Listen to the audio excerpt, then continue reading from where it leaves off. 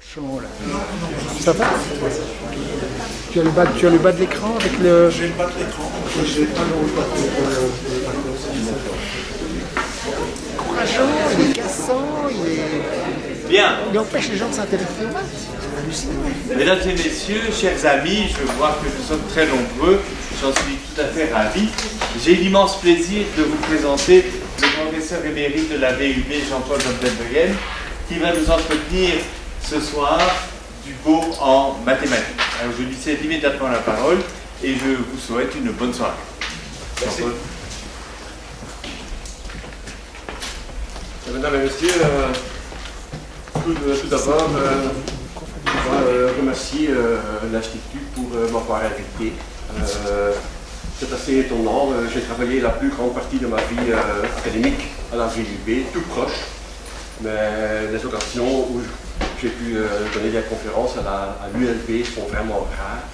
Donc voilà, il faut être émérite apparemment pour que ça se passe. En deuxième lieu, je dois vraiment vous offrir déjà maintenant mes excuses. Pendant toute ma vie académique à la VUB, ma deuxième langue de petit en petit est devenue l'anglais. Et le français est un peu...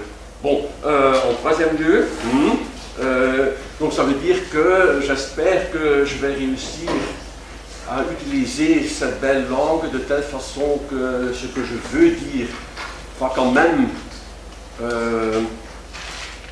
générer chez vous quelques idées, mais parfois je vous... bon, parfois ce sera le grand massacre. Voilà. Je vous le préviens tout de suite, mais je vais suivre vos regards de tout près. Donc si je sens que, alors là, maintenant j'ai perdu tout le monde, voilà, dans ce cas-là, j'ai perdu tout le monde. Voilà. Je suis aussi très content que l'Institut a accepté ce sujet, qui m'est très proche, parce que j'ai été formé en tant que mathématicien et philosophe, et donc le sujet de la beauté en mathématiques, c'est quelque chose qui me paraît comme d'abord très important, et comme je vais essayer de vous démontrer que c'est aussi, comme j'ai marqué dans le titre, un élément essentiel. Donc ce n'est pas quelque chose qui s'ajoute à ce que fait un mathématicien ou une mathématicienne, mais plus profondément que c'est vraiment l'idée de la beauté en mathématiques. C'est un élément qui guide même la recherche mathématique.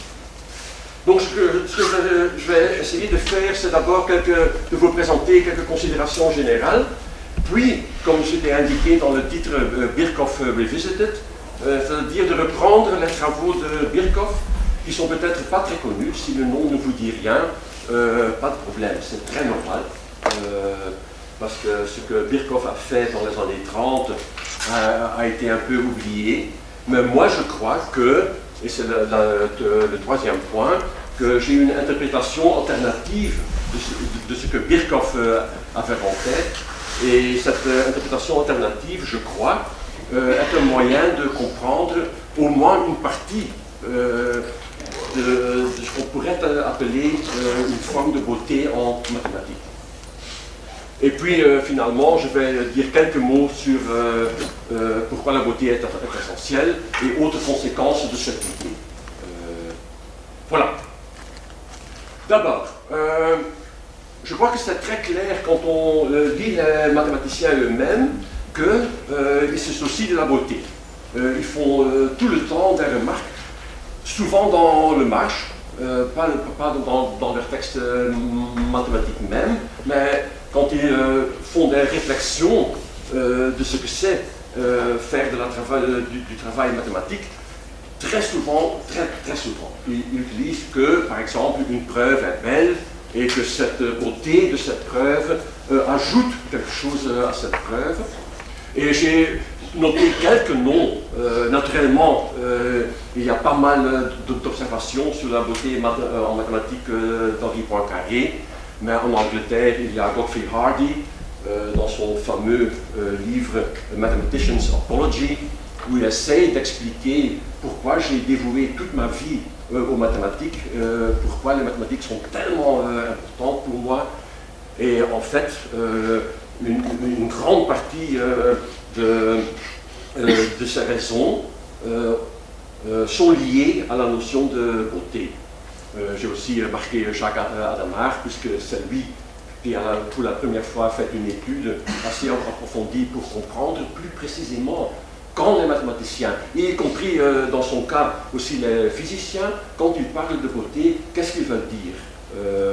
Plus proche de nous, Michael Atiyah a écrit sur la beauté, Seymour Papert, et j'ai aussi marqué Rota, parce que encore aujourd'hui, c'est très étonnant que l'article de Giancarlo Rota, la phénoménologie de la beauté mathématique, est un article qui est toujours cité. Bien que vous voyez les dates, 97, c'est déjà plus de 20 ans, mais on fait toujours référence à cette notion parce que je crois que Rota a été le premier à essayer de formuler presque une théorie, enfin, je pèse mes mots, presque une théorie de ce qui peut constituer la beauté en mathématiques de façon phénoménologique, qui est assez intéressant. Donc ce n'est pas une définition formelle ou quelque chose de comparable, mais vraiment presque ce que expérimentent les mathématiciens quand ils disent « Oh là, cette preuve-là, c'est vraiment une belle preuve ». Ceci étant dit, il est aussi bien le cas que, enfin, je l'ai marqué, mais j'ai utilisé des guillemets, quelques exceptions récentes. Je crois que c'est très important de noter ici le livre de Caroline Julien, Esthétique et mode opératoire en mathématiques, une exploration goodmanienne. Donc elle a utilisé le cadre qui est présenté dans l'œuvre du philosophe américain Nelson Goodman pour comprendre d'une façon plus générale ce qui peut constituer la beauté, spécifiquement chez elle en mathématiques. En fait, cette étude a été sa thèse de doctorat. Et puis il y a quelques articles, Nathalie Sinclair, Aesthetic Considerations in Mathematics, mais de nouveau, ça ne couvre que quelques aspects. La même chose pour Irina Stalikova, Aesthetic Preferences in Mathematics, a Case Study. Donc là, on voit que ce qu'on fait très souvent, c'est de prendre un cas particulier et d'étudier ce cas, ce qui est très important naturellement dans le meilleur des mondes possibles. Si on a suffisamment de cas particuliers qui ont été étudiés, on peut peut-être avoir une idée d'une théorie plus générale. Et très récemment, enfin cette année-ci, 2019, une philosophe à l'université d'Amsterdam, Katarina Doudle-Novas, a écrit sur The Beauty, et c'est elle qui a écrit le point d'interrogation dans le titre même, The Beauty of Mathematical Proofs. Ce qui est très intéressant aux travaux de Katarina, c'est qu'elle essaie d'appliquer ces résultats, si je peux dire, sur les mathématiques, aussi à la logique. Et ça d'après que je sais, ça ne s'est produit en aucun cas, c'est-à-dire d'avoir des idées sur la beauté en mathématiques, peut-être aussi dans les sciences, mais maintenant aussi de regarder chez les logiciens pour voir est-ce qu'eux aussi ont des notions de beauté. Et ces résultats premiers indiquent que les logiciens aussi ont l'idée que des preuves logiques peuvent être belles et que ça peut aider à faire une distinction entre des preuves belles et des preuves non belles et de comprendre ce qui se passe. Mais je crois qu'il est très important de faire des distinctions. C'est une sorte à la VUB, on m'a toujours, enfin très souvent on m'a décrit comme le philosophe des distinctions, mais moi je crois que c'est très important quand on entre dans une discussion, tout d'abord de dire, écoutez, faisons quelques distinctions, ok? Si on discute de ceci, on ne discute pas de cela. et c'est très important de les tenir à part. Qu'ils ont après des liens entre eux, c'est autre chose. Mais au début, c'est très intéressant de faire des distinctions. On peut considérer des notions de beauté entre les mathématiques et les arts. Mais on peut aussi considérer des notions de beauté entre mathématiciens et non-mathématiciens. En néerlandais, on utilise le fameux terme leek. C'est une notion assez étrangère, étrange, parce que leek fait référence à des ordres monastiques, ou bien on était moine ou quelque chose comme ça, et qui ne l'était pas, était un leek, donc qui n'était pas initié. Moi, je préfère ici de parler de mathématiciens et non mathématiciens. Et puis, il y a l'idée de beauté dans les mathématiques même.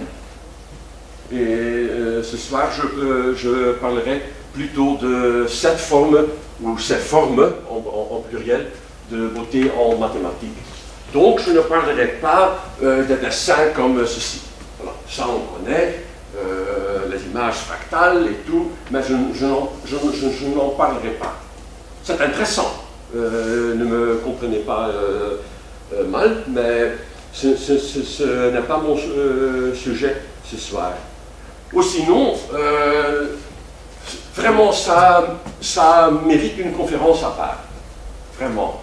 Ce que Oliver Byrne a fait, vous voyez la date, 1887, pardon, 47, excusez-moi, Euclid's Elements, c'était vraiment une entreprise, enfin, je ne sais pas quels mots sont vraiment corrects à utiliser, mais quand même c'était un peu étrange. Byrne avait l'idée que si on lit les livres d'Euclide, les éléments, que c'est trop difficile pour le fameux non-mathématicien, le leek. Et donc lui a essayé de réécrire les éléments d'Euclide. Il s'est arrêté au 6e livre, parce que là il s'est rendu compte, non, ça ne marche pas. Mais au moins on a les 6 livres d'Euclide, très intéressant. Le livre était presque introuvable. Il a maintenant été réédité chez un éditeur, Taschen. Et Taschen, normalement, publie des livres d'art. Donc, on l'a considéré comme une pièce d'art. Et moi, je suis tout à fait d'accord. Vous voyez ici la première proposition du premier livre d'Euclide, c'est-à-dire, étant donné un segment d'une ligne, de construire un triangle équilatéral. Et l'idée, c'est seulement d'écrire les 2 cercles, puis le point d'intersection, et ça donne le triangle. Mais au lieu de reprendre la preuve d'Euclide lui-même, il a remplacé le tout avec des images. Donc c'est très difficile à lire, pour être très honnête, et pour un mathématicien, c'est pas facile. Donc on décrit ceci, et on doit se rendre compte que cette image veut dire, on prend cette ligne, on prend ce point-ci comme centre d'un cercle, et puis on dessine le cercle. C'est ce que ça veut dire. Et on fait la même chose de l'autre côté avec le cercle rouge. Ça donne un point d'intersection, et ça donne le triangle noir, orange, rouge. Et puis, au lieu de dire ce côté-ci est égal à ce côté-là, il dit non, la ligne noire est égale à la ligne orange, et ça continue comme ça. C'est très difficile à lire, mais lui croyait que c'était une façon qui pourrait rendre accessible les livres d'Euclide à des non-mathématiciens. Mais ça ne fait jamais arriver. Donc il a arrêté après 6 livres. Donc je ne vais pas parler de ceci, bien que c'est très important, je crois, pour comprendre pourquoi cet essai de Byrne n'a vraiment pas réussi. C'est pas évident. Il faut vraiment chercher qu'est-ce qu'il a fait tel que ça rend les livres d'Euclide plus difficiles à comprendre que plus faciles. C'est très intéressant. Mais je ne vais pas parler de ça. Je ne vais non plus parler de Da Vinci. C'est autre chose, ça. Je ne vais pas parler d'un tournesol, naturellement pas.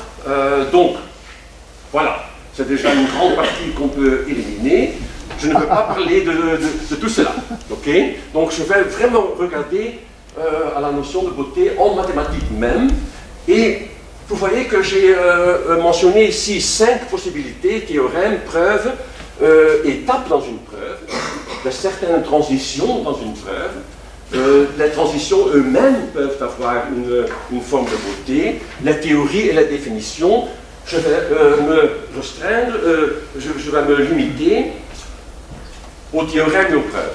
Voilà, maintenant on a vraiment le sujet même, mais je crois que c'était important de vous indiquer que si je parle ce soir de la beauté en mathématiques, je parle de la beauté en mathématiques sur un aspect assez limité. Donc je me rends compte que pour une théorie plus générale, il faut aussi aborder les autres points, mais mon but c'est de vous présenter une idée sur la relation entre les théorèmes et les preuves qui peut nous aider à comprendre ce que les mathématiciens considèrent comme beauté. Bon, commençons par quelqu'un qui a fait déjà un travail très intéressant, David Wells, qui a eu l'idée, c'est une idée assez bizarre après tout, qui a simplement utilisé la revue de Mathematical Intelligence pour lancer une enquête, où il a simplement demandé aux mathématiciens, voilà une liste de 24 théorèmes, est-ce que vous voulez bien les classer en ordre de beauté? Ce qui est très intéressant, c'est qu'un grand nombre de mathématiciens a répondu, c'est-à-dire donc que la question avait du sens pour eux. Et, ah bon, d'accord, il y a 24 théorèmes, je vais les classer par beauté, d'accord, non, je vais le faire. Il y a peut-être quelques-uns qui ont dit, ben, c'est une idée bizarre, c'est une idée étrange, c'est une idée folle, n'importe, mais la plus grande partie a dit, bon, ça y est, j'y vais. Et ceci sont les 10 théorèmes au début de la liste finale. Peut-être pas très étonnant, mais la formule qui est l'énoncé la plus belle pour les mathématiciens, c'est la fameuse formule de Euler. On dit très souvent on dit oui parce que cette formule parle d'un nombre entier, 1, mais aussi des deux nombres transcendantaux les plus connus, le nombre e et le nombre pi, et en même temps il y a aussi le nombre imaginaire i dedans, donc ça vous montre une relation entre des nombres que normalement on considère être d'un ordre différent, mais ici non, ils rentrent dans une même formule. J'ai justement indiqué 3 théorèmes que la plupart des mathématiciens considèrent comme d'une grande beauté, l'infinité d'un nombre premier et l'irrationalité de deux. Racine, merci. Ah, racine de 2. Vous voyez, ça va se produire de temps en temps. La racine de 2. Et je vais en revenir à cet énoncé très intéressant. Très important, pour les 3 formules que j'ai indiquées, ou les 3 énoncés que j'ai indiqués, certainement pour 3 et pour 7, les preuves sont très élégantes, on dit souvent. Elles sont très belles. C'est-à-dire que ce ne sont pas des preuves longues, normalement faciles à comprendre, mais en même temps, ce sont des énoncés très importants. Ce n'est pas forcément le cas pour la première formule. Pour montrer qu'elle est valide, il y a différentes façons de trouver cette formule, mais en termes d'élégance, on peut en discuter. Mais j'ai marqué ici en vert 2 énoncés qui, c'est vrai que si on regarde l'énoncé, c'est très impressionnant. Cette formule parle des polyèdres dans l'espace, où il y a une relation entre les points, les arrêts et les faces. Et ici, cette fameuse preuve, non, énoncé, pardon, excusez-moi, aussi de Euler, où il démontre que la somme des inverses des carrés d'un nombre entier est égale à pi carré divisé par 6. Ce qui est assez étonnant que de ce côté-ci, on ne parle que d'un nombre naturel, ou leur inverse pour être plus précis, et tout d'un coup, ici, le nombre pi rentre dedans. C'est assez étonnant. C'est aussi une histoire très intéressante ici, parce que la première preuve que Euler lui-même a construite était une épreuve très étrange. Il a fait des étapes dans cette preuve qui étaient plutôt, comment dire, de genre analogique.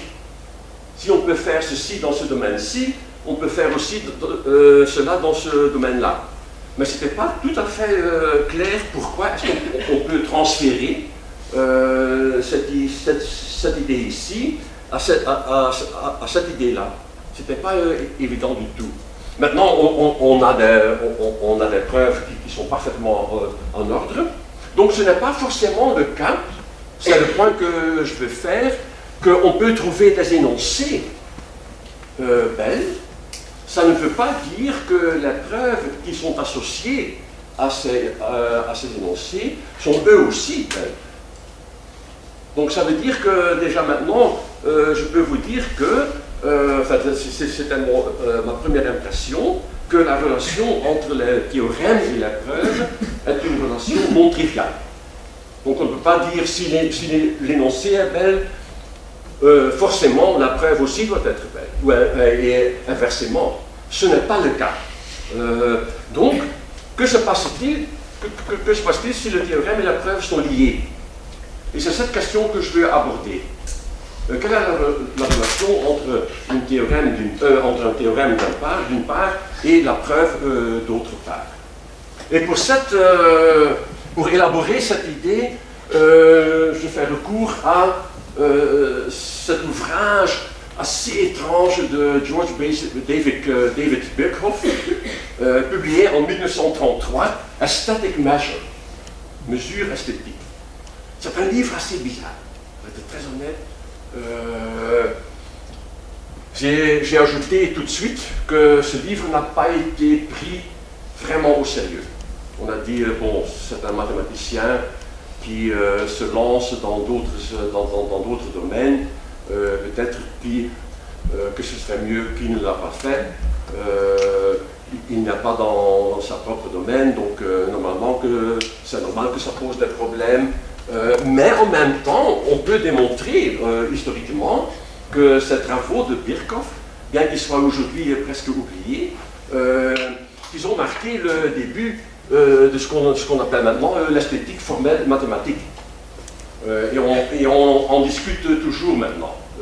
L'idée d'aborder le problème de ce qui est beau, etc., qu'on peut entre autres aborder cette question de façon logique mathématique.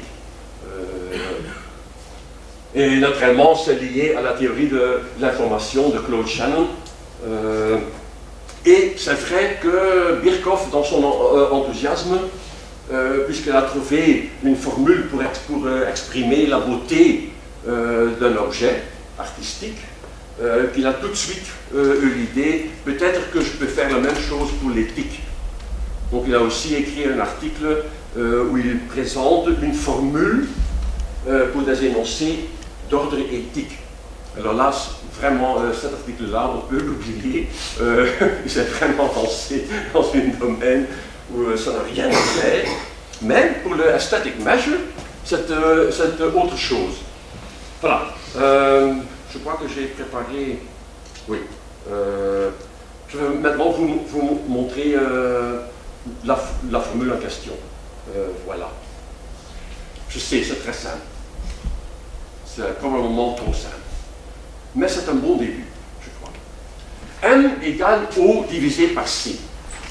Et son idée, c'était que M représente une mesure de beauté, et ce mesure est égal à l'ordre divisé par complexité.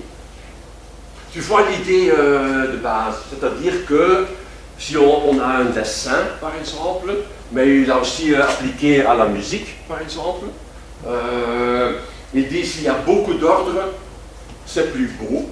On peut penser en termes de symétrie, par exemple. Plus que ça devient complexe, plus que ça diminue la beauté. Donc ça, c'est l'idée de base.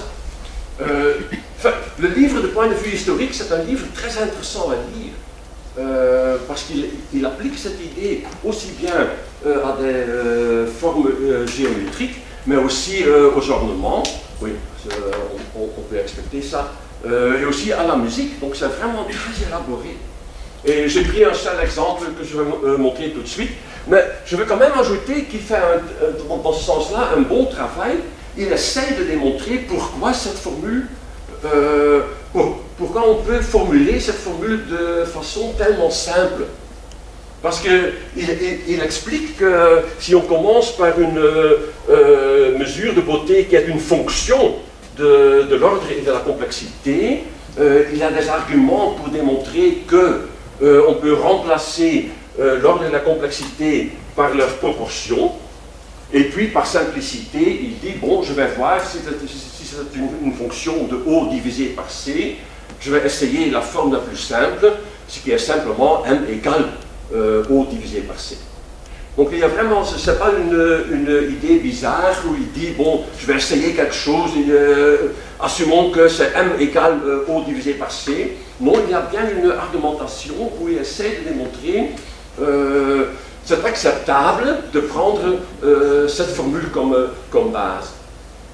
Je vais vous donner un exemple. Et, il faut se rendre compte, on se trouve maintenant en 1933, donc en termes de psychologie expérimentale, c'était encore un champ à développer, donc ces idées étaient peut-être un peu naïves, mais ça fait rien, c'est intéressant. Par exemple, il veut calculer, parce que c'est une façon de calculer, il veut calculer la beauté d'un carré. Donc, simplement un carré.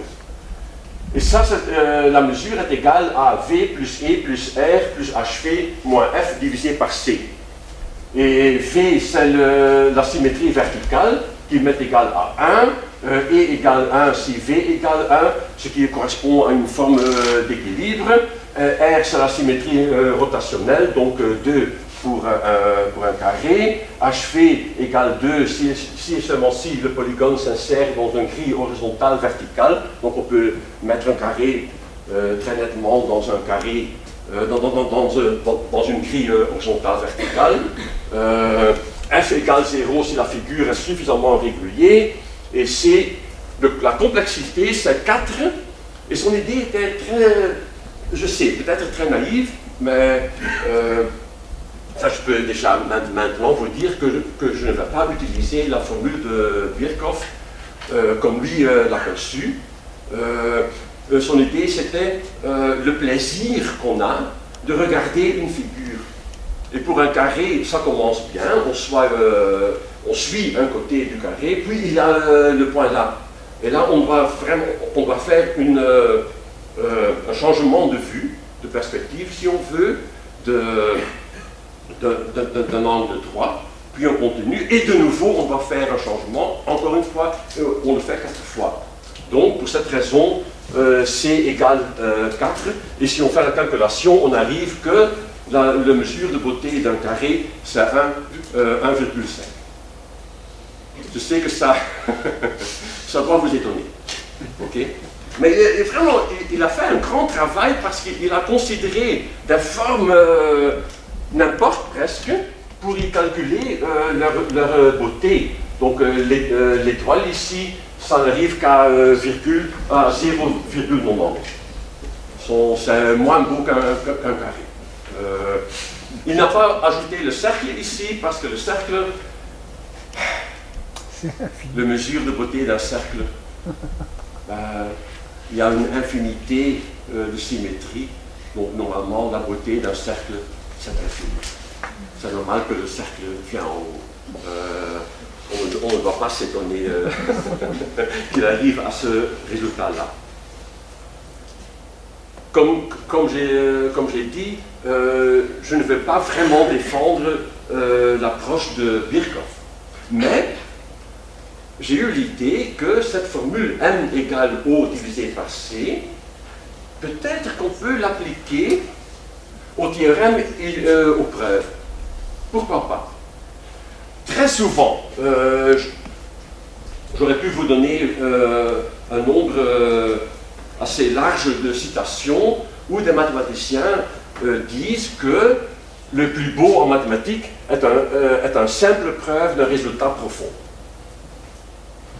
Et là, il y a deux mots, simple et profond, qui peut-être d'une certaine façon peuvent-ils correspondre à l'idée de ordre et complexité. C'est cette idée que j'ai explorée. Donc si O reste la mesure de ce qu'est un résultat profond, C la simplicité de la preuve, on peut dire que la mesure de la beauté d'une preuve, c'est O divisé par C. C'est une idée peut-être aussi très naïve, mais je crois qu'il y a des conséquences qui sont assez intéressantes, je crois. Pour être très bref, il y a des conséquences directes. Une preuve plus courte pour le même théorème augmente sa beauté. Et c'est vrai que les mathématiciens, très souvent, même si un théorème a été prouvé, donc on sait que le théorème est valide, il n'y a pas de discussion, néanmoins on cherche des preuves alternatives, parfois des preuves plus courtes, ou des preuves qui vous donnent plus, pour utiliser le terme anglais, insight, c'est-à-dire des preuves explicatives. Non seulement vous vous rendez compte, oui, j'ai suivi toutes les étapes de la preuve, je me suis rendu compte, oui, le résultat a été prouvé, mais pour être honnête, je ne comprends pas comment ça fonctionne. Mais il y a des preuves où en même temps tu comprends pourquoi la preuve est correcte.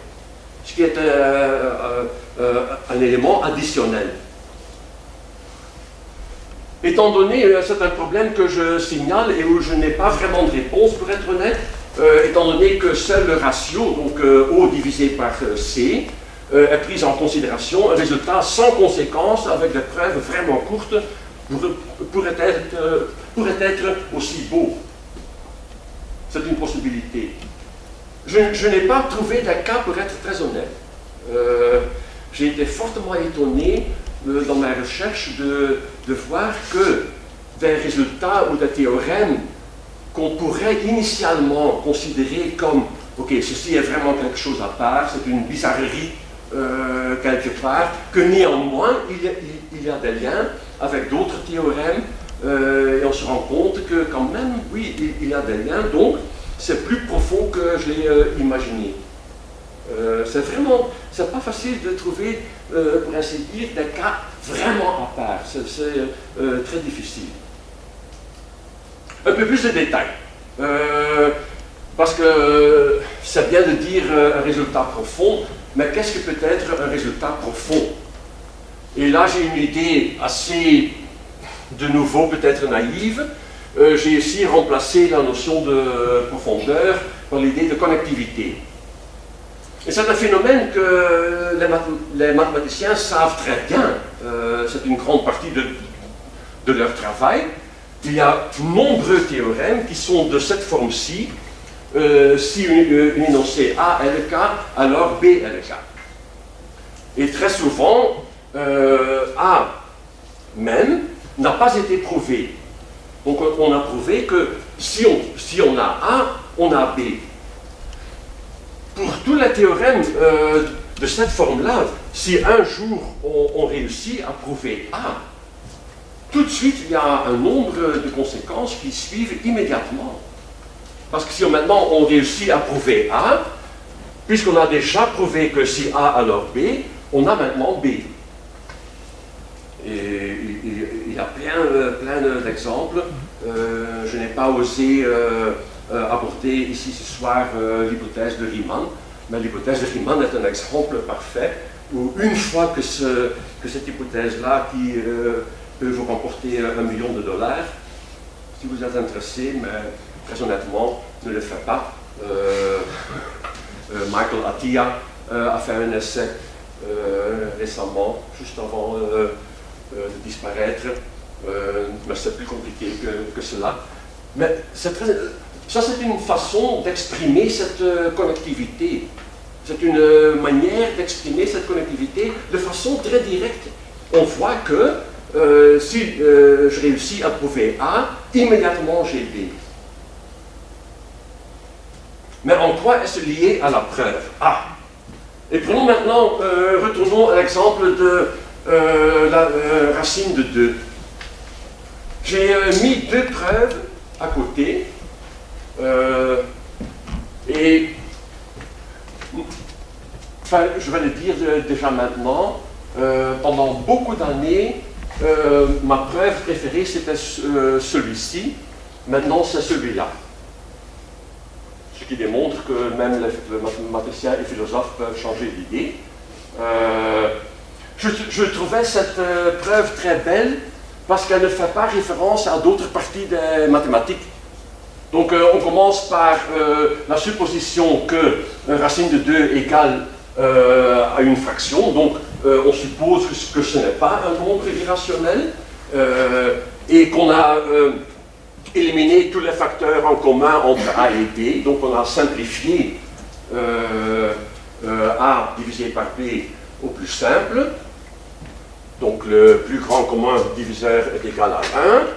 On peut réécrire cette équation de cette façon-là, A carré égale 2B carré, on se rend compte que ceci veut dire que A carré est pair, et ça ne peut être le cas que si A même est pair, donc on peut écrire A de façon 2C, on insère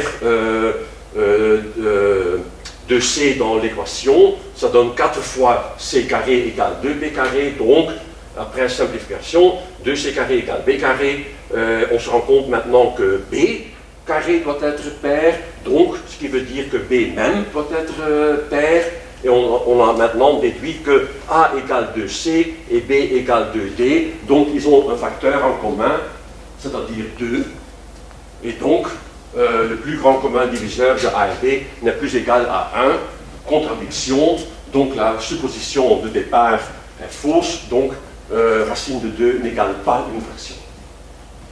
Voilà. C'est une preuve qui, pour ainsi dire, se contient elle-même.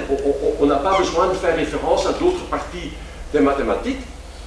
Et comme j'ai dit, pendant beaucoup d'années, j'ai cru que voilà, ça c'est vraiment le max, pour ainsi dire. On peut comprendre ce qui se passe sans que ce soit nécessaire de faire référence à d'autres parties des mathématiques. Maintenant, je trouve cette preuve plus intéressante parce qu'il démontre cette forme de connectivité dont j'ai parlé il y a quelques moments. Et c'est plus simple à première vue. De nouveau, on parle de la supposition que racine de 2 égale A divisé par 2. On arrive à la même équation qu'ici. Et maintenant, on se rend compte que, étant donné le théorème qui dit qu'un nombre naturel peut être décomposé en nombre premier d'une façon unique, on se rend compte que ici il y a un nombre A qui contient un nombre de facteurs premiers qui doit être pair, puisque c'est carré, tout nombre premier qui fait partie de A se trouve là 2 fois, puisque c'est carré, donc c'est pair. De ce côté-ci, B carré aussi doit avoir un nombre pair de facteurs premiers, mais on y ajoute le 2.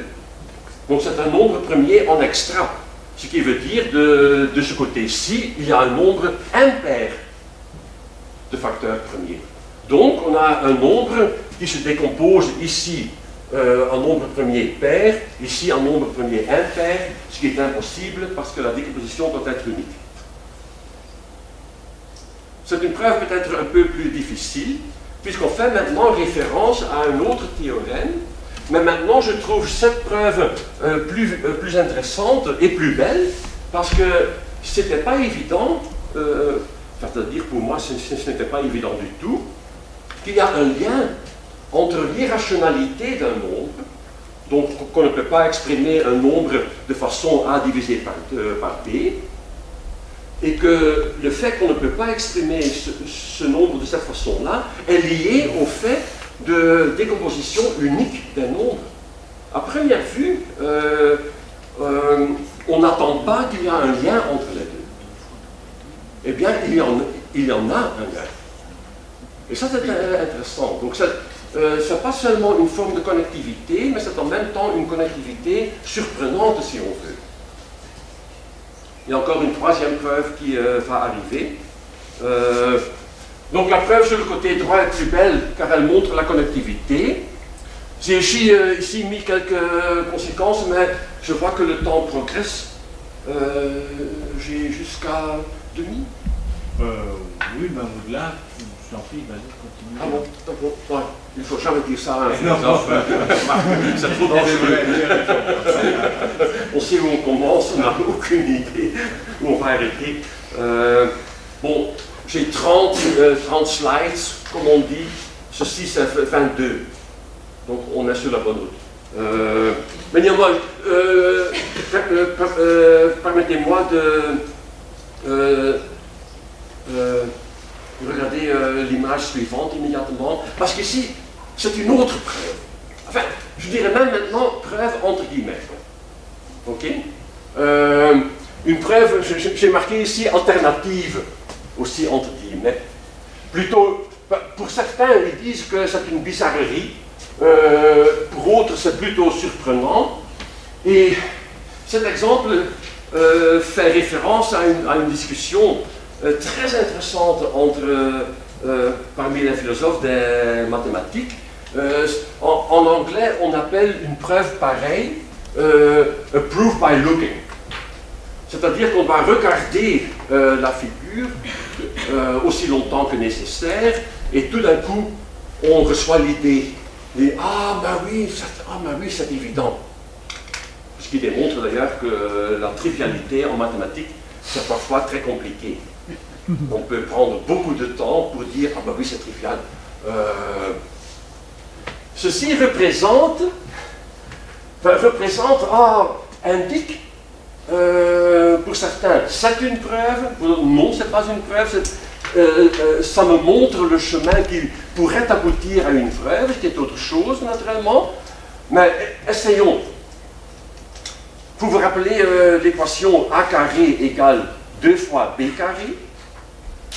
Si maintenant je représente a carré par un carré, c'est le grand carré ici, c'est a carré, donc si la surface de ce carré égale 2 fois b carré, ça veut dire que je pourrais insérer 2 carrés de format b, de côté b, et normalement elle devait remplir tout le carré de côté A. Mais on voit qu'il y a un parti en commun ici. Donc, ce qui veut dire qu'il y a maintenant une partie en commun, il y a 2 parties qui ne sont pas couvertes, donc ça veut dire que la somme de ces 2 carrés doit être égale à ce carré ici au milieu. Donc on a maintenant C carré, on peut l'exprimer en termes de A et B, il n'y a pas de problème, mais on a maintenant 2 carrés plus petits, égal à un carré plus petit que l'original. Ça veut dire qu'on a maintenant trouvé une solution plus petite. Et on se rend compte, où on voit, c'est l'expression en anglais, proof by looking, on voit, mais qu'est-ce qu'on veut dire par voir dans ce contexte-là? On voit qu'on peut maintenant parcourir encore une fois la même procédure. Si maintenant je prends les 2 carrés blancs et je les insère dans le carré ici au milieu, il va de nouveau avoir une partie en commun, ce qui veut dire que le parti en commun ici va être égal aux 2 carrés ici et là qui ne sont pas couverts. Donc j'ai de nouveau trouvé une solution plus petite. Je peux continuer cette procédure Et à un certain moment, je vais arriver à des nombres qui ne sont plus des nombres naturels. Donc, racine de 2 ne peut pas être égale à une fraction. J'aime cette forme de silence. Et vraiment, mais on appelle ça en effet proof by looking. Mais on n'indique pas ce que le looking dit. Bon, voici mon point principal. Mon point principal, c'est que cette mesure de la beauté correspond à la beauté de l'efficacité économique liée à la recherche des solutions de problèmes. Je veux dire, trouver une preuve simple pour un théorème profond, c'est résoudre un problème important avec des moyens minimaux. Ça correspond à une idée d'efficacité. Et si ça c'est le cas, c'est clair, je crois, que cette mesure de beauté exprime une caractéristique fondamentale de l'activité d'un mathématicien. C'est ce qu'on recherche, c'est ce qu'on veut obtenir. Donc c'est une beauté.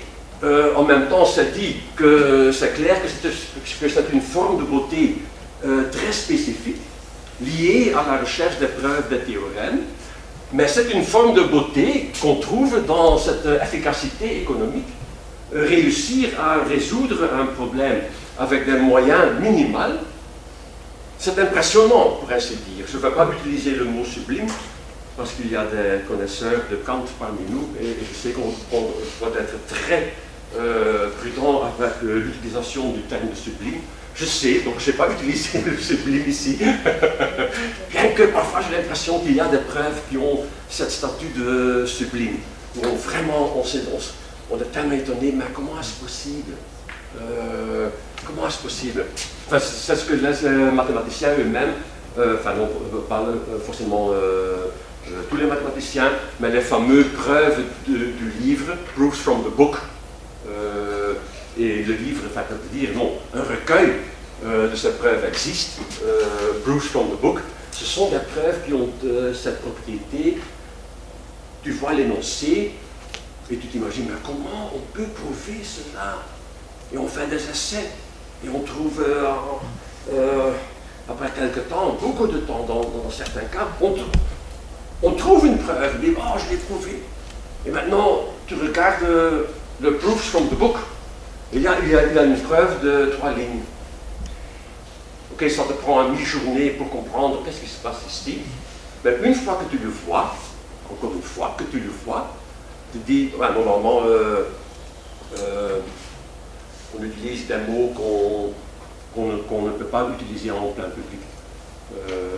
C'est une façon d'exprimer des formes de surprise. Entre autres, ça sert à identifier des exemples. Ce qui me paraît très important. Donc j'insiste que cette notion de beauté en mathématiques n'est pas quelque chose d'effet secondaire comme je l'ai mis là. C'est vraiment quelque chose qui, entre autres, naturellement, mais qui aussi caractérise l'activité mathématique. Voilà. Ce qui suit discute d'autres conséquences de cette idée, et une idée qui m'a toujours fasciné, c'est l'idée que les mathématiciens même, en différence avec les logiciens le font beaucoup moins, presque pas, mais les mathématiciens ont des noms, enfin je veux dire, probablement en anglais on utiliserait le terme de label, des noms pour des façons d'aborder une preuve, le reductio, enfin, c'est ce que j'ai démontré avec racine de 2, c'est une preuve par reductio ad absurdum. Supposons le contraire, démontrons que ceci implique une contradiction, donc on peut assumer que le contraire est le cas, et c'est démontré. Preuve par descente infinie. Ce que j'ai fait avec la figure, le proof by looking, c'est une forme de descente infinie. Tu as une solution, puis une solution plus petite, puis et on peut réitérer cette procédure et ça doit aboutir à une impossibilité. Des preuves par cas, l'induction mathématique, quel problème fascinant, aussi bien pour les mathématiciens que pour les philosophes, pour comprendre comment ça fonctionne l'induction mathématique. C'est un philosophe américain, Jerry Massey, qui a utilisé cette idée d'induction de carrière. C'est une remarque qu'il a faite qui m'a vraiment fasciné. Il dit, oui, c'est vrai, à première vue, il y a un problème ici. Tu dois prouver une énoncé, disons, en nombre naturel. Pour toute n, pour toute n. Donc tu sais que tu dois prouver quelque chose qui parle d'une infinité de nombres. Et qu'est-ce qu'on fait? On commence par démontrer que c'est le cas pour n égale 3. Puis on démontre que c'est le cas pour n égale 4. Et puis pour 5. Et puis pour 6. Et puis pour 7. C'est l'idée même d'une carrière au monde. Mais à chaque moment, on sait qu'il reste encore un nombre infini. Pourquoi on fait ça? Par exemple, c'était le cas au début du théorème de Fermat. On a prouvé des cas particuliers. N égale 3, N égale 7, N égale 14. Pourquoi on fait ça? Ben, si on se rend compte qu'un théorème est, pour ainsi dire, la moitié de la question, l'autre partie, c'est la preuve, en prouvant des cas particuliers, ça pourrait vous donner des idées pour une preuve générale. Donc c'est plutôt une quête qui non seulement vous démontre des cas spéciaux, mais qui en même temps pourrait vous donner des idées à peut-être qu'on peut généraliser ce qui se passe ici dans ce cas particulier pour le cas général, où on n'a pas forcément d'idée. Si on dit, bon, je vais aborder tout de suite le cas général, on peut parfaitement échouer parce qu'on n'a pas d'idée comment est-ce que je vais aborder cette question. Donc c'est une manière d'essayer de prouver une preuve qui est très importante. J'indique seulement toute la discussion en ce qui concerne les preuves par ordinateur. Le théorème des 4 couleurs, c'est naturellement le cas le plus fameux, mais il y a aussi maintenant des preuves expérimentales. J'ai de nouveau utilisé les guillemets parce que ce n'est pas très clair qu'est-ce qu'on comprend, que peut être la signification du terme expérimental dans ce contexte-là. Parce que normalement, on ne fait pas l'association entre les mathématiques et une façon expérimentale de procéder. C'est quelque chose qui appartient plutôt aux sciences physiques, biologiques, chimiques, etc. Mais je vais vous donner un exemple dans un moment. Je ne vais pas... Je crois que les conséquences qui suivent de cette idée, c'est que cette idée de beauté en termes d'efficacité économique démontre l'importance des programmes de recherche en mathématiques. Il y en a plusieurs. Normalement, le plus fameux, naturellement, c'est la fameuse liste de Hilbert, quand il a donné sa conférence en 1900 à Paris, où il a présenté une liste de 23 problèmes qui, dans son esprit, constitueraient le programme de recherche pour le XXe siècle, et en très grande partie, ça a été correct. C'est-à-dire que certains problèmes ont été résolus en négatif, ce qui n'est pas forcément ce qu'il avait attendu, mais ça s'est passé comme ça. Mais il y a aussi le programme de Erlangen, de Felix Klein, etc. Bon, je peux vous donner toute une série d'exemples. Ce qui est très important parce que quand on regarde maintenant au micro-niveau, ça veut dire que, et ça s'est passé avec Andrew Wiles. Andrew Wiles qui, c'est déjà plus de 20 ans qu'il a donné une preuve pour ce théorème de Fermat. Finalement, vous ne pouvez pas comprendre que dans ma vie, que j'ai vécu assez longtemps pour voir un théorème mathématique prouvé après 367 ans. Et ça s'est passé dans ma vie. J'espère aussi que ça va se passer avec l'hypothèse de Riemann, mais non. Statistiquement, j'ai encore 14 ans. J'ai maintenant 66 ans, donc pour moi, ma vie va se terminer à 80, donc j'ai encore 14 ans. C'est un peu... Je veux dire pour les mathématiciens, pour moi c'est beaucoup, mais pour les mathématiciens c'est peu pour résoudre l'hypothèse de Riemann. Mais on ne sait pas. Peut-être, oui. Donc, premièrement, ce que je veux dire, c'est que si par exemple vous êtes étudiant en mathématiques, vous êtes un bon étudiant, on vous propose de préparer une thèse de doctorat, vous allez trouver un promoteur et tu lui présentes ton idée. J'aimerais bien réussir à prouver ce que c'est énoncé. Dans une grande partie des cas, normalement le promoteur va dire non, tu ne vas pas faire ça. Parce qu'on a déjà 2 siècles à essayer de trouver une preuve, et toi maintenant tu vas, non, tu ne vas pas faire ça. C'est ce qui est arrivé à Andrew Wiles, quand il a dit à son promoteur, alors moi, je suis certain, moi je vais prouver le théorème de Fermat. Il a dit non, tu ne vas pas faire ça.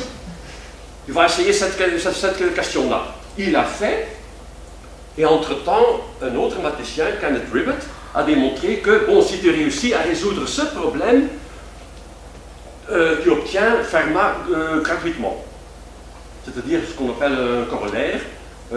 Et dans le fameux article, quand il est publié, de Andrew Wiles, 200 pages, c'est vraiment à la fin qu'il dit, entre autres, oui, je l'ai presque oublié, mais il y a un corollaire immédiat de ce que j'ai prouvé, notamment le théorème de Fermat.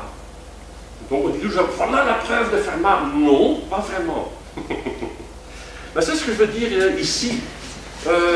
Quand tu as l'idée, je veux travailler sur ce problème-là, si ton promoteur dit, mais c'est un problème non connecté, c'est un problème vraiment à côté, non, tu ne vas pas faire ça. Ça en fait partie. Ça explique aussi, et je trouve ça très important, ça explique aussi pourquoi en dehors des mathématiques, d'autres normes esthétiques se produisent. Donc l'idée même que ce que je ne veux pas dire du tout, c'est que cette formule que j'ai maintenant présentée ici avec cette nouvelle interprétation, m égale O divisé par C, que c'est une formule qui pourrait s'appliquer à tout objet pour en déterminer le degré de beauté. Certainement pas. Parce que c'est lié à une façon, à une pensée d'économie efficace. Et ça, c'est sûrement pas le cas dans la plus grande partie des œuvres artistiques.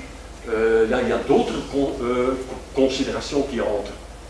Ça explique aussi pourquoi la beauté peut changer au fil du temps. Donc, ce n'est pas une notion qui est stable, on pourrait se dire non. Et en principe, oui, c'est toujours prudent d'ajouter en principe. Ça veut dire que je ne sais pas. Mais on dit pas je ne sais pas, on dit en principe. C'est une question qu'on pourrait résoudre. On pourrait dire, ce qu'on dit, c'est une idée. Ça pourrait être aussi applicable aux théories et définitions. Ben, il y a un philosophe aux Pays-Bas, à l'université de Leiden, James McAllister, et lui croit que ces idées sur la beauté dans les sciences physiques peut être aussi appliquée aux mathématiques. Mais je ne suis pas entièrement d'accord avec lui sur ce point-là. Toutefois, je crois que mon exposé est vraiment incomplète, dans ce sens que parfois des mathématiciens eux-mêmes parlent de résultats surprenants. Bon, je n'entends pas que vous êtes vraiment impressionné par cette formule.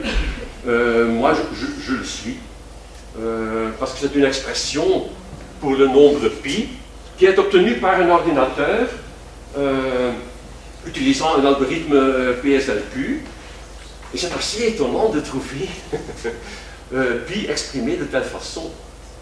très important, cette formule vous permet de calculer un décimal de pi quelconque sans devoir calculer tous les décimaux précédents. Donc on peut directement calculer, mais en notation hexadécimale. Donc pas en notation décimale. Ça marche aussi dans le système binaire. Mais c'est pas très impressionnant. C'est une blague maintenant. C'est pas très impressionnant. Je voudrais bien savoir le décimal milliard, etc. C'est quoi? Je dis 0. Bon, c'est pas très impressionnant, je sais. Du point de vue de mathématiques, c'est autre chose.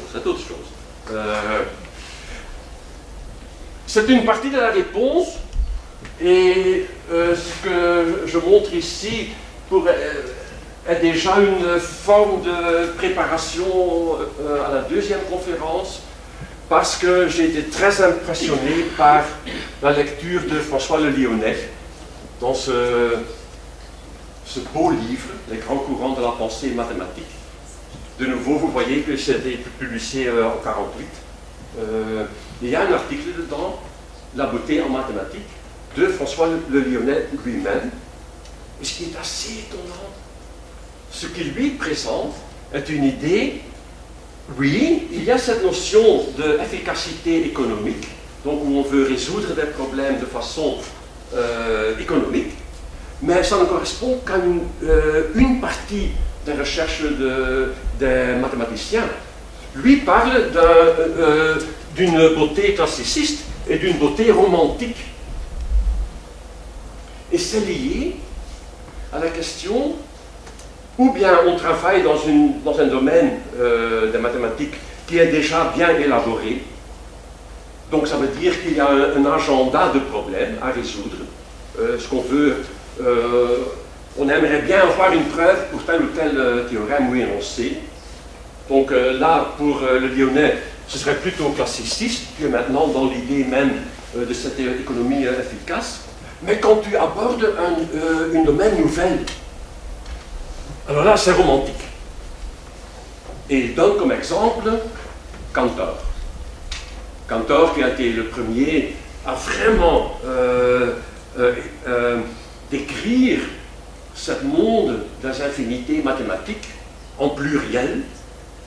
Alors là, si on se trouve dans cette situation-là, on espère qu'il y a des problèmes difficiles à résoudre. Parce que c'est quelque chose de nouveau.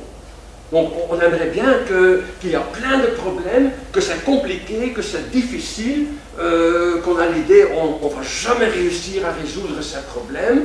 Et ça, pour le Lyonnais, correspond à une attitude romantique. Maintenant, on veut vraiment qu'on soit vraiment... donne-moi des problèmes, je veux résoudre tous les problèmes. Et dans l'article même, il fait une comparaison. C'est une image tellement belle. Ici, on voit la fonction zeta de Riemann, représentée en termes de graphique, et il fait la comparaison avec un tableau de Yves Tanguy. Il les met à côté pour indiquer, on voit qu'il y a des similarités. Ceci est d'une complexité impressionnante. Ceci représente un monde bizarre, un monde où on ne sait pas vraiment où trouver son chemin. Quels sont ces objets-là? Et ici, pour le Lyonnais, la même chose. On se trouve presque dans Lewis Carroll. On est Alice au pays des merveilles. Après un certain temps, on s'attend à tout. On n'est plus étonné que les choses se passent où on dit mais qu'est-ce que c'est? Donc, en forme de conclusion, voilà. J'ai pris un peu plus de temps, mes excuses. En conclusion, je crois que la beauté en mathématiques est un indicateur essentiel pour juger si les ressources, de nouveau guillemets, sont utilisées de manière adéquate et si les nouvelles ressources ont été jugées dignes d'exploration. Ceci pour inclure l'idée de François Le Lyonnais. Question ouverte, et j'insiste que c'est une question ouverte. vous avez sûrement remarqué que je n'ai pas parlé de vérité. Je n'ai pas parlé que la recherche mathématique, c'est une question d'une recherche de vérité. Je crois qu'on peut discuter de la question de la beauté en mathématiques sans nécessairement devoir attaquer cette question aussi. Ce que je trouve une situation très intéressante, parce que la question de vérité, en tout cas, non seulement en mathématiques, mais en philosophie, certainement, la question de vérité est une question vraiment très difficile, très compliquée. Donc si j'aurais constaté qu'il y a un lien presque nécessaire entre beauté et vérité, alors là, j'aurais eu des problèmes. J'aurais dû dire, bon, alors là, on a vraiment maintenant dans des difficultés profondes, parce que je ne vois pas, est-ce que je dois d'abord résoudre la question de la vérité pour être capable de dire quelque chose sur la beauté? Je crois qu'on peut les séparer. Et ça, je trouve une conclusion au moins intéressante. Mais je ne peux pas exclure qu'elle est fausse. Voilà.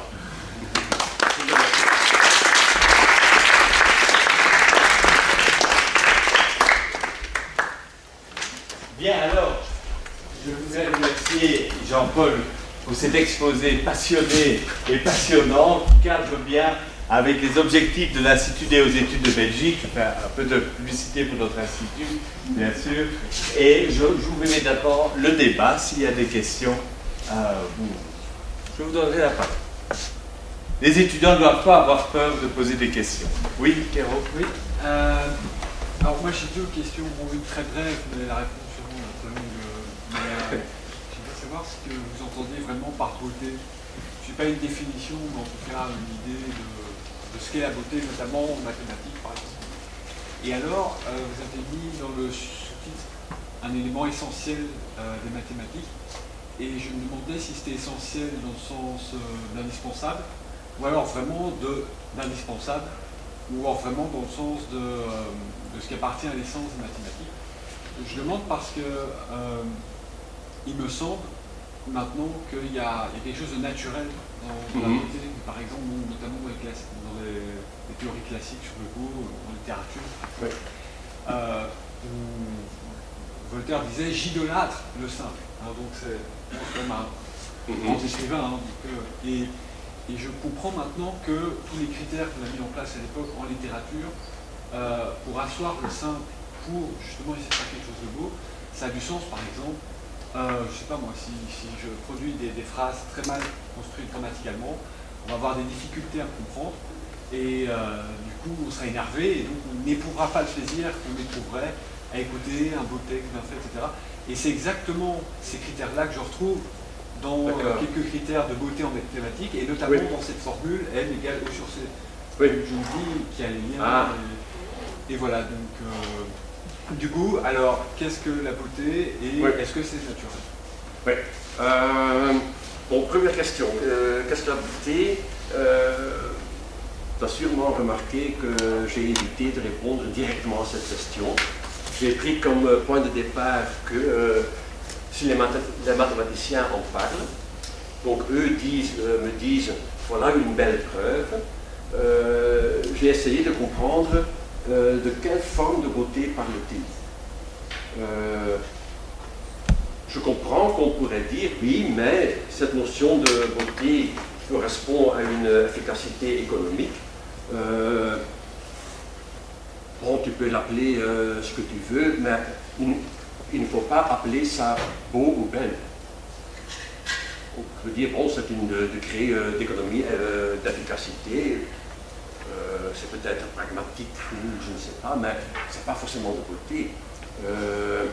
Mais je vois que les mathématiciens et aussi les philosophes aussi, qui parlent de voilà une belle preuve. Donc qu'est-ce qu'ils veulent dire quand ils parlent de belle preuve? Est-ce que je n'ai pas traité ici la question, est-ce que c'est une conséquence de ce que j'ai dit ici ce soir, que les mathématiciens feraient mieux d'arrêter de parler de beauté et d'inventer un autre terme ou n'importe. Mais là,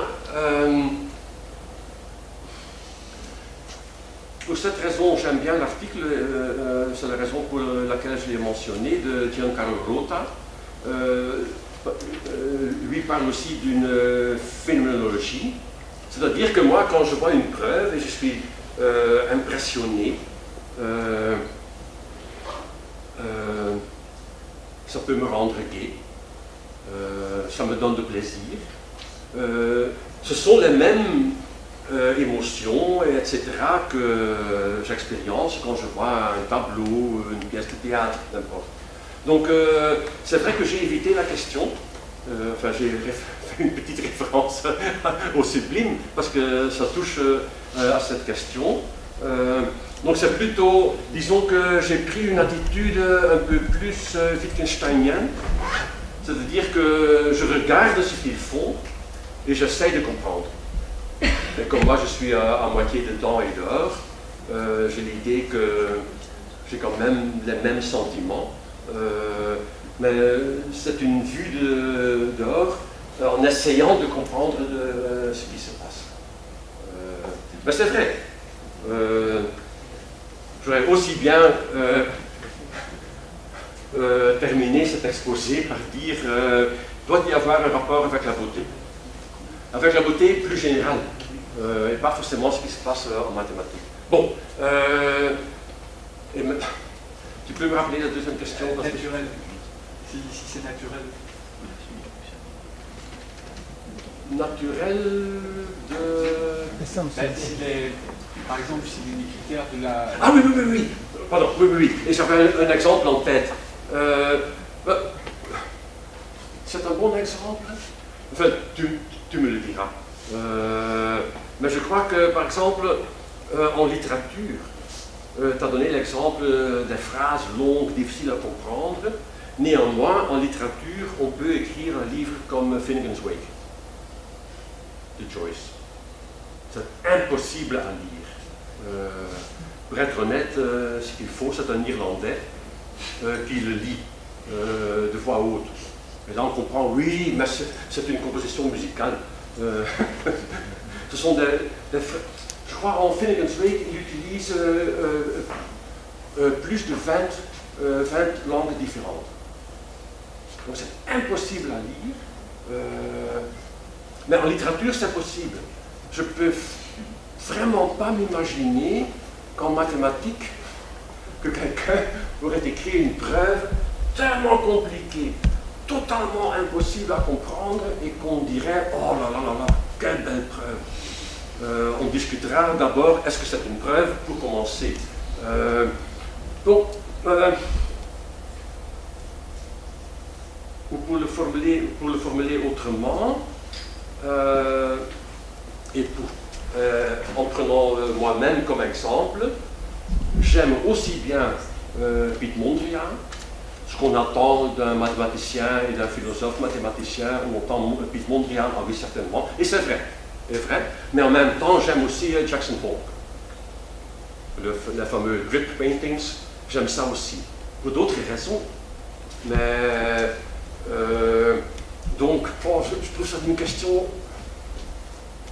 très difficile. Mais je vous dis pourquoi je la pose, parce oui. Que, moi il me semble, débat classique, romantique, par exemple, c'est marrant, on est venu à la fin, c'était parfait, où je connais bien, et alors notamment en mathématiques, je me dis, s'il y a vraiment une nécessité naturelle à la beauté, qu'on trouve dans certaines démonstrations mathématiques, alors il y a vraiment un beau qui s'explique, et ça pourrait être au sein peut-être d'autres considérations, des choses comme ça.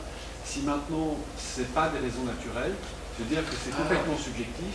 Ah oui, le beau est partout, et là, on a vraiment un problème.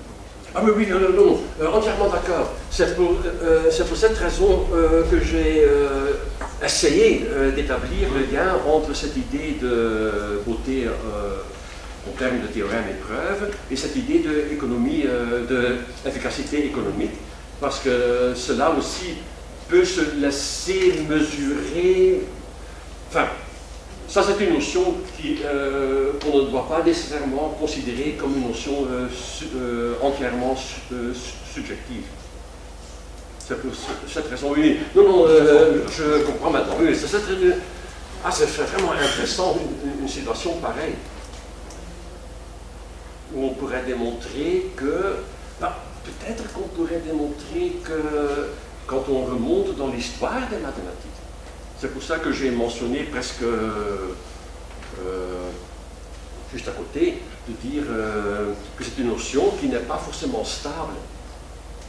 Mais là, ça ne veut pas dire que ça devient subjectif, pas nécessairement, parce qu'on peut se rendre compte que, par exemple, les idées de rigueur, au XVIIIe, au XVIIe siècle, ne sont pas forcément les notions de rigueur qu'on utilise aujourd'hui.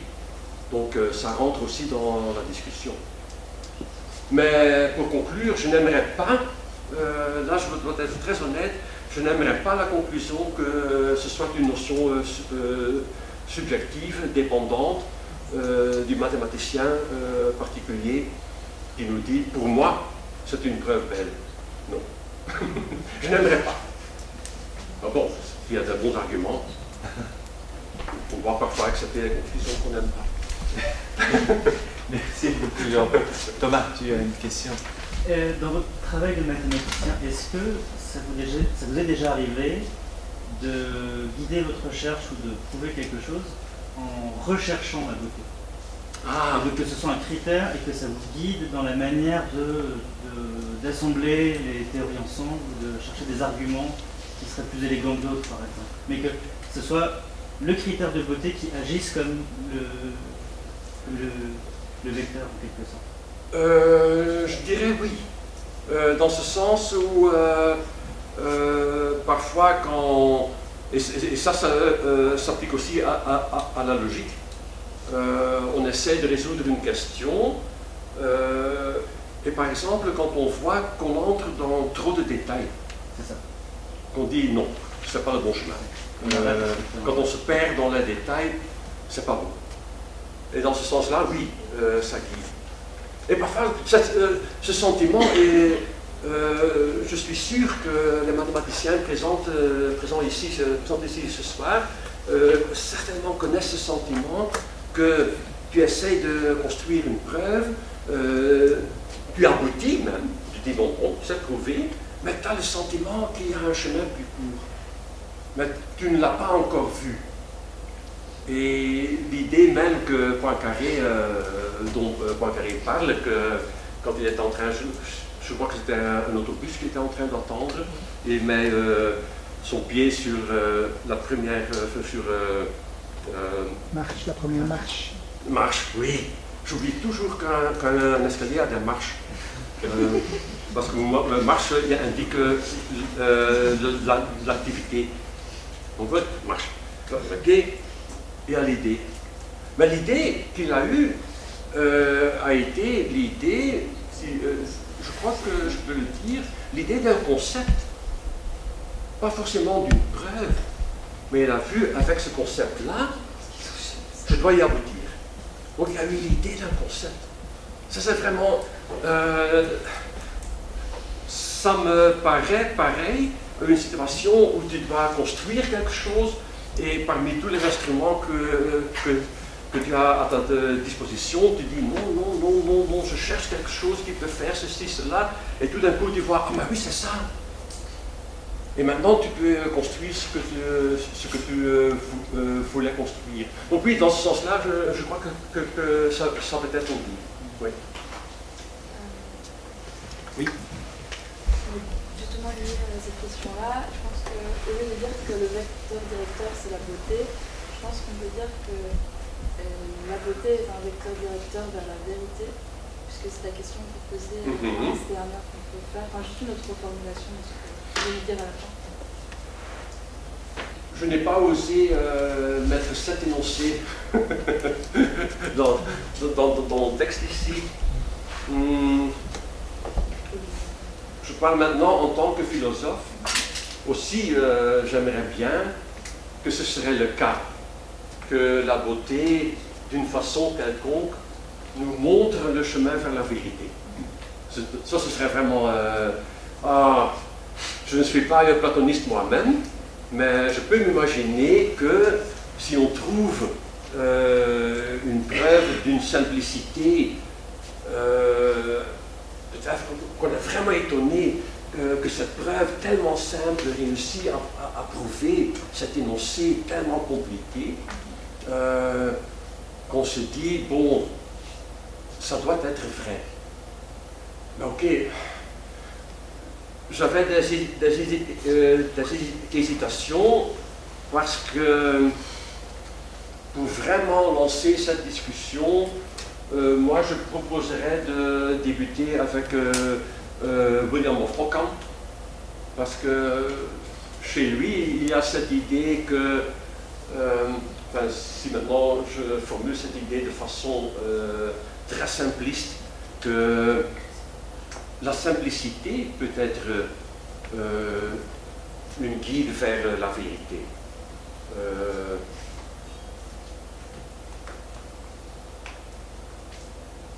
De l'autre côté, tu vois que j'ai beaucoup d'hésitation, parce qu'il y a aussi des preuves qui ne sont pas faciles, mais où à un certain moment on voit que on a prouvé ce résultat, et tout d'un coup, ça se met ensemble et le résultat est là.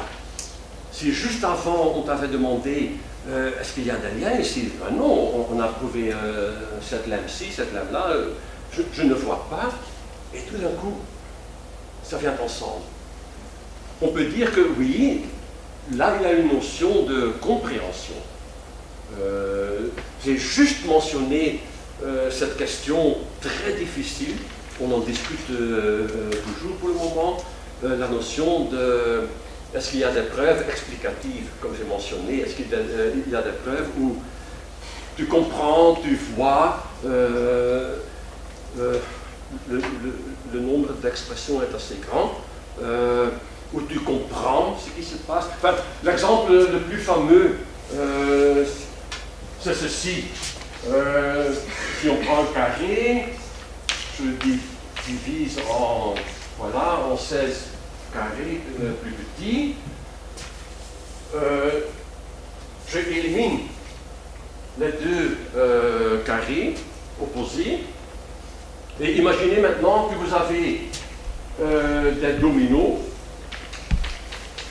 et une pièce couvre exactement deux carrés. Et on se pose la question, est-ce qu'on peut couvrir le carré sans les deux coins? Est-ce qu'on peut couvrir ce qui reste avec des dominos? Ben, ce qu'on peut faire naturellement, c'est un cas très spécial, on peut essayer. Et on peut parcourir tous les cas possibles. Dans ce cas-ci, ce n'est pas tellement compliqué. Si ça devient un carré de 100 carrés ou 100 carrés, il y a un travail à faire.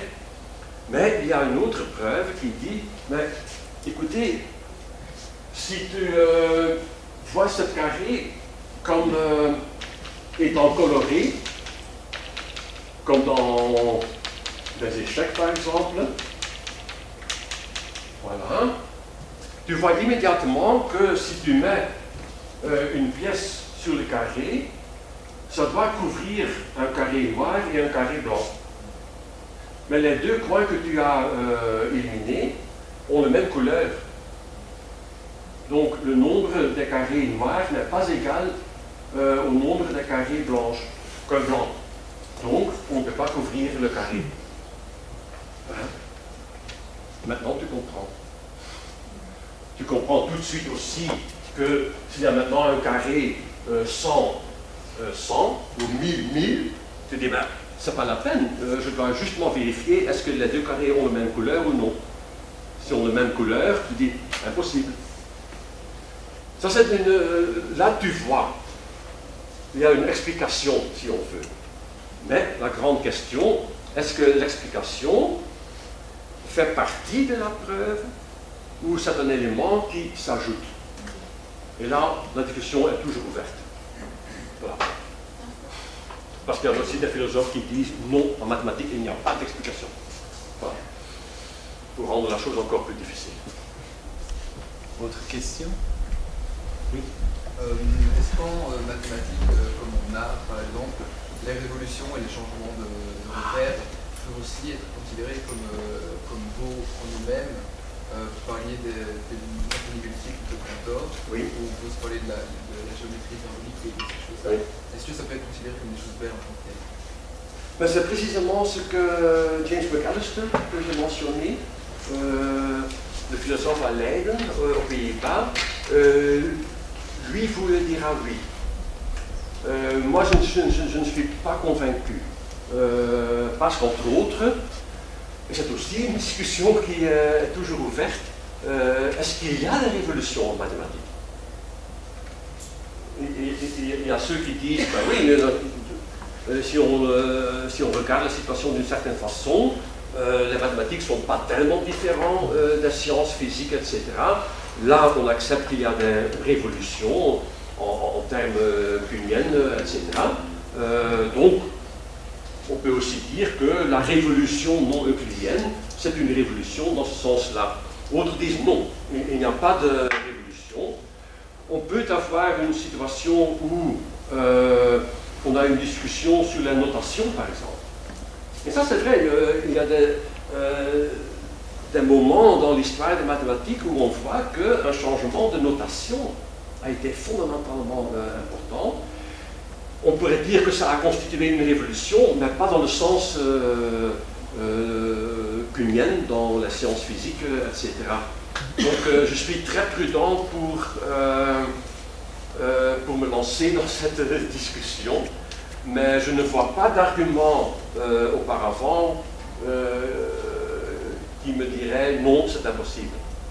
Je peux m'imaginer qu'il y a des notions de beauté où on peut dire ce changement fondamental, ou peut-être on peut l'appeler une révolution, ça a été un mouvement vers plus de beauté, en termes généraux. Mais si tu me le permets, je m'arrêterai ici parce que je me lancerai dans des hypothèses presque pas fondées. Autre question? Oui, Alexandre? Il me semble que la question que vous posez à la fin, Oui.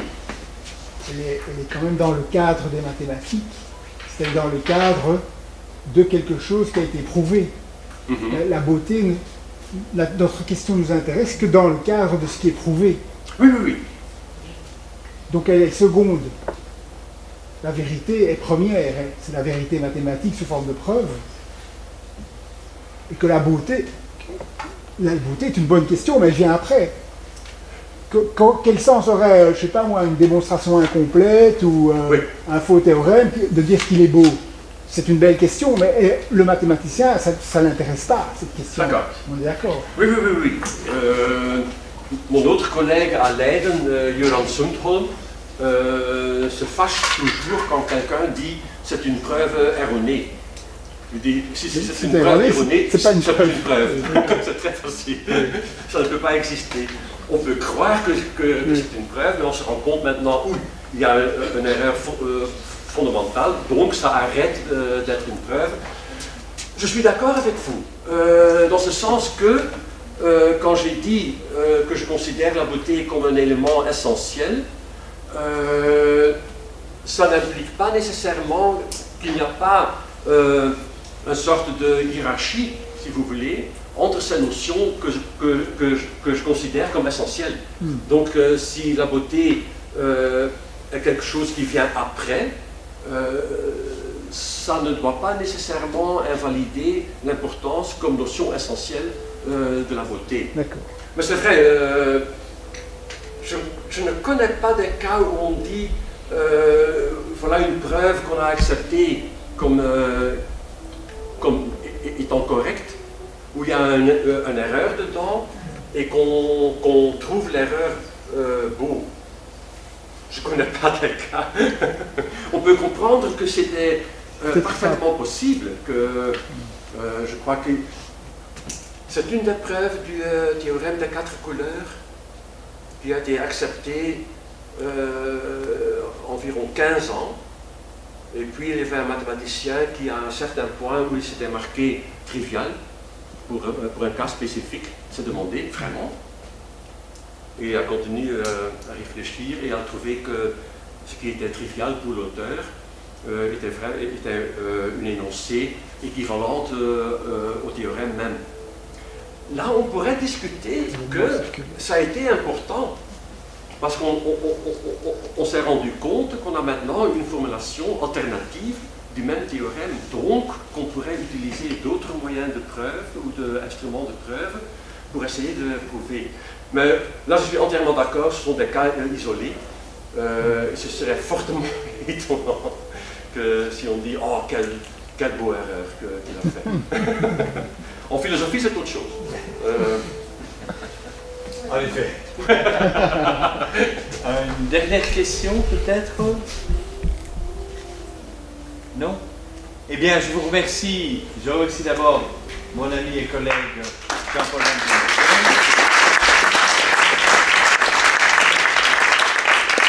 pour ce très bel exposé. Alors, en fait, la leçon d'aujourd'hui sera suivie d'une nouvelle leçon le mercredi 27, ici donc à l'Institut des hautes études de Belgique, à laquelle, bien entendu, vous êtes cordialement invités. Alors, par ailleurs, on va prendre un verre au Pickwick si cette table nous accompagne. Ils sont les bienvenus. Merci.